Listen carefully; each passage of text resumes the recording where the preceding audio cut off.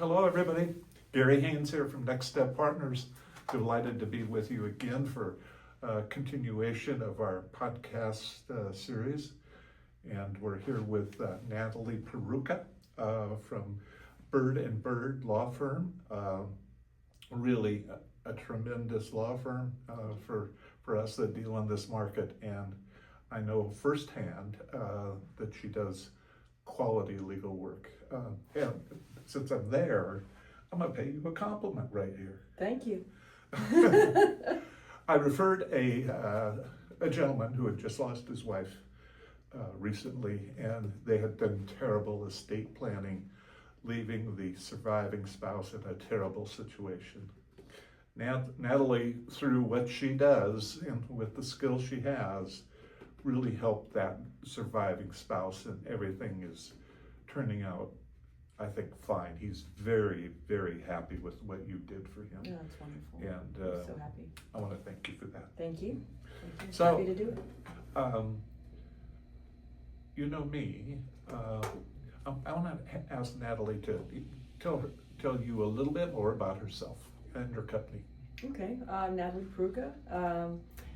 I work for the law offices of Bird and Bird, located in Bowie, Maryland. We are a boutique law firm. We have 7 active attorneys practicing many different types of law. Unlike some boutique law firms, we are not a bunch of jacks of all trades, masters of none. Each attorney has kind of a niche set of types of law that they like to practice. We have a litigation side, which practices family law and guardianships, and because sometimes there's litigation and guardianships, unfortunately. Yes. Yeah, personal injury, many different types of litigation.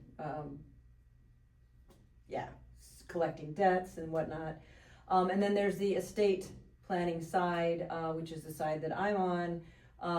And I happen to practice estate planning, which is what we're going to talk about today, but also estate administration, which you mentioned. Another word for that is probate, and actually Medicaid planning. We can do advanced Medicaid planning, which is a better idea if you can do it, or crisis Medicaid planning. So that's kind of a niche that most law firms, there's very few law firms that have any kind of specialty in that. Not that I'm trying to poo-poo any law firm, but Yeah, I think about Medicaid, and I have some exposure there, and that's a difficult field. So that's another podcast we could do in the future. Yeah. Anything else you want to say about yourself, or? Oh, I used to teach mathematics at the College of Southern Maryland, which is probably more than information than our audience needs, but it actually comes in handy because, I've got a mathematical background, so whenever there's any math that needs to be done, Natalie, can you do this for us? So, yeah. Lawyer, mathematician, scary. Yes. All right, let's not fool around anymore. Our topic for today is wills versus trust. What's the difference, and how can they be used?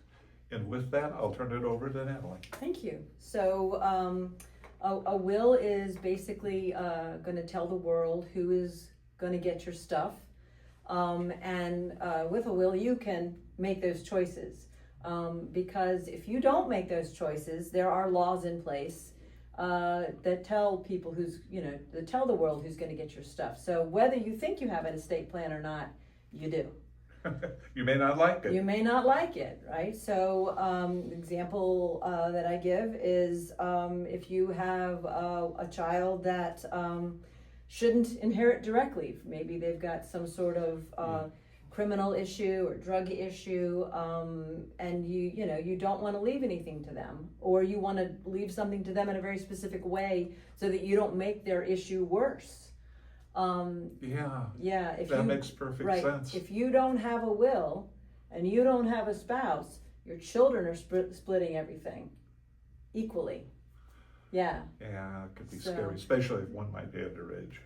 Well, right. So, if you have one that's underage, a trust will be set up for them, regardless of whether or not you have a will or not. So, yeah, you can have underage children, but when you have a will, you get to say who gets what. Okay, in a will, there's several different types of trusts, and one is a testamentary trust, and that is a trust that can be created as a result of your will. So you just kind of brought up, if you've got a minor that is inheriting, a minor can't inherit directly. So Okay. what happens is you have testamentary language in your trust. You can kind of say who's going to get what and who's going to choose what. And yeah, so if you, let's just say for the sake of argument, you don't want that child's parent who's not your child being the trustee of that trust, you can say that, okay? Or you can leave it blank, you know, and so, but a trust can be set up under your will for any underaged or understated age, because maybe you don't want them inheriting until they're 25. I don't know too many 18-year-olds who should inherit a boatload of money. I know mine shouldn't have. You can also be a testamentary trust for somebody who's incapacitated or who is incompetent. So trusts can be set up under your will. But the type of trust that we're used to hearing about are those that are set up by that person's called the grantor. So if I were to set up a trust for my assets, I would be what's called the grantor. Right. Okay. Right. And the person who manages my trust is called the trustee. Okay. There are kind of two general categories of trusts that are called revocable and irrevocable. Okay. And that the language is, what the difference is kind of right there. One is revocable and one is irrevocable. For a revocable trust, I, the grantor, am generally going to be the trustee of that trust. Okay, and I don't need to get an extra tax ID number, because whatever the trust earns will just go in my tax return. The IRS kind of doesn't even really see it so much.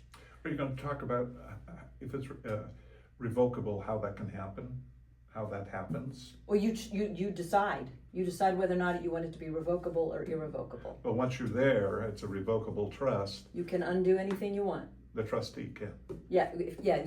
Well, what you do is you're the initial trustee. Yes. Generally, if somebody else is your trustee, it is not a revocable trust. Okay. Yeah. So the trustee, if it's a revocable grantor trust, is also the grantor and the trustee are the same person. Yeah. Okay. And so you can be a little bit more specific with your property than you can with a will. Okay, so when somebody inherits through your will, it's theirs. They can do what they want with it. Okay, you don't have any control with it. So you leave your house to several people, they're going to have to, divvy it up, and it's theirs. They can do what they want with it. In a trust, you can have a little bit more control. So, for example, let's say you had 2 children. One is off being a very productive member of society, got a successful career. And the other one is taking care of you. Okay, both very. Yes. We like good. Yes, right. So I'm not going to poo-poo the one that's living with you, but that one, has not been out in the world making their own way. They've been helping you. So maybe what you want for the child that took care of you to be able to live in that house until they pass away, and then it gets split amongst the surviving, either that your surviving grandkids or whatnot. So neither child is really kind of losing out. Yeah. But you can't do that with a will. Okay, so you can either leave it to both of your children or leave it to one of your children. If you leave it to one of your children, it's theirs. They can do what they want with it. If you leave it to both, well, then this child can say, "Hey, I want my portion of the house. You have to move out." Yeah. Right. So I've seen that. Yeah. So I think that, to me, the point I'm getting at here is that there's a lot of things that can happen in life and does, and Natalie, with her tools, like a lot of attorneys, can help you manage that when something happens to you through what she was just talking about.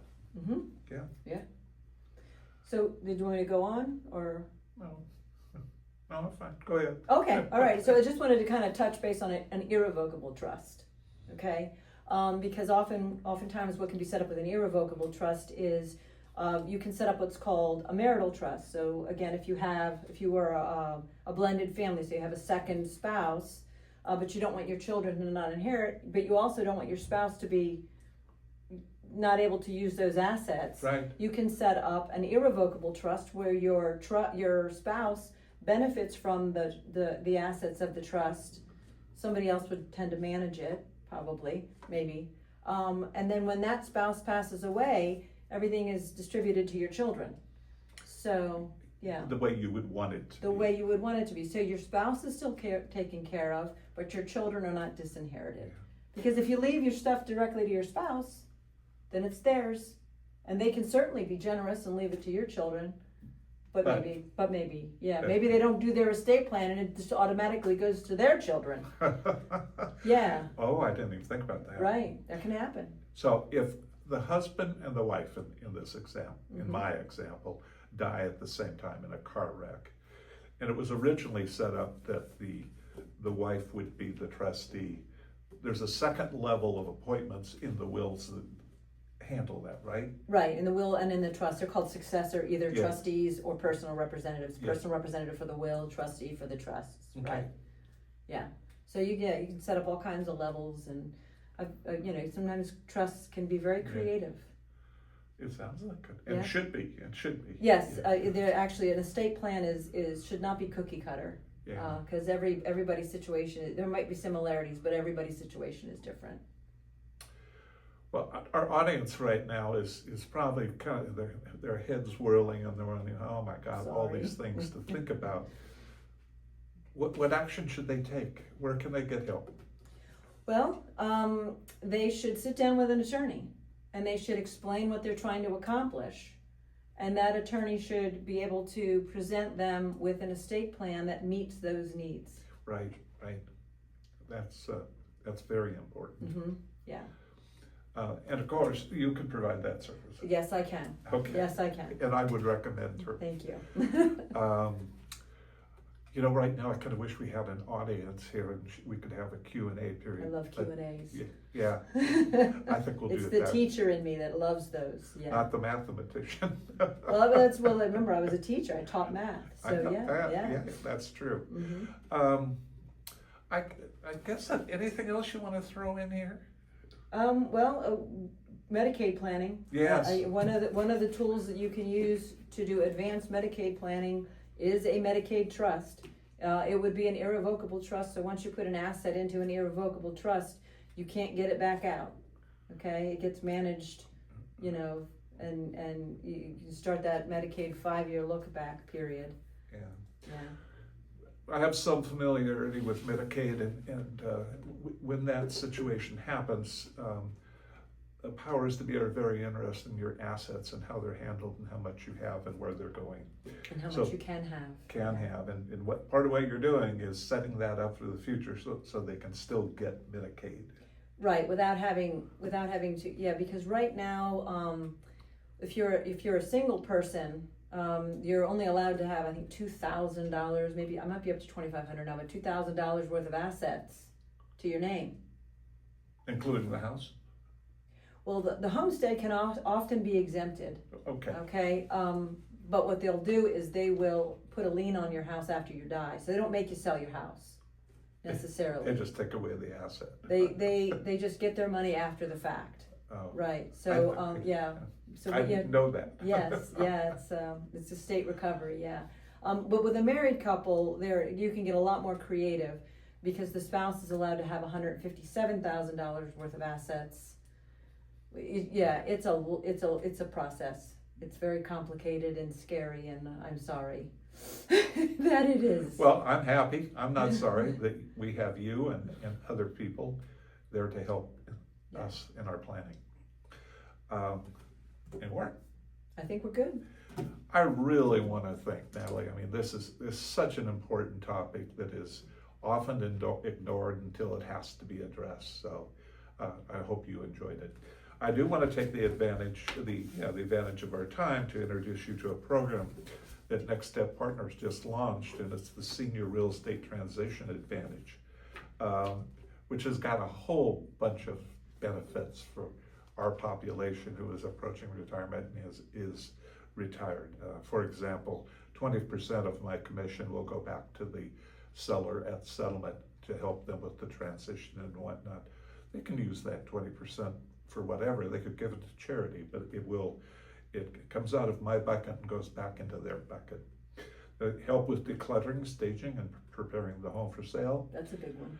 And then there's always work that needs to be done, but maybe you don't have the funds to do it, or you maybe you don't want to spend the funds. You'd rather have it paid out of settlement. We have upgrading your house or something. Yeah. That's nice. We have contractors that will work on that basis.